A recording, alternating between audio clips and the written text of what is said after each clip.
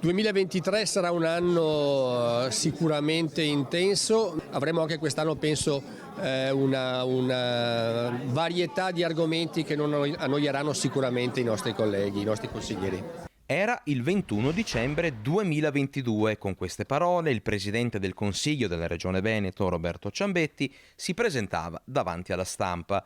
Un 2023 che, per ammissione dello stesso Ciambetti, avrebbe dovuto vedere approvata la legge sul consumo di suolo entro primavera. Penso che nella primavera di quest'anno anche questa legge arriverà in aula.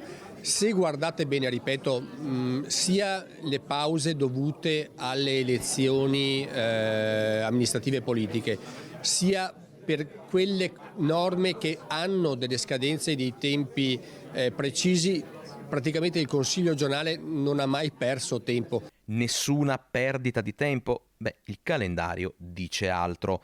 Era il 7 aprile 2022 quando la seconda commissione permanente del Consiglio regionale del Veneto, che si occupa di territorio e ambiente, approvava le modifiche alla legge sul consumo di suolo.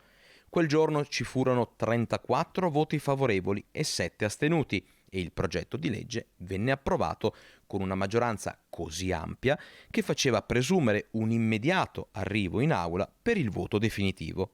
E invece no, non ancora. È passata la primavera, è passata l'estate e si affaccia l'inverno, ma della legge e delle importanti modifiche sul consumo di suolo non si sa più nulla. Eppure il Veneto ne avrebbe bisogno urgentemente e il Bassanese ancora di più. Una richiesta, un'esigenza, una necessità per l'ambiente, per il territorio e per i cittadini. E invece, nel buio del cassetto dove giace la legge, riecheggiano solo queste parole. Penso che nella primavera di quest'anno anche questa legge arriverà in aula. Parole, appunto, solo parole.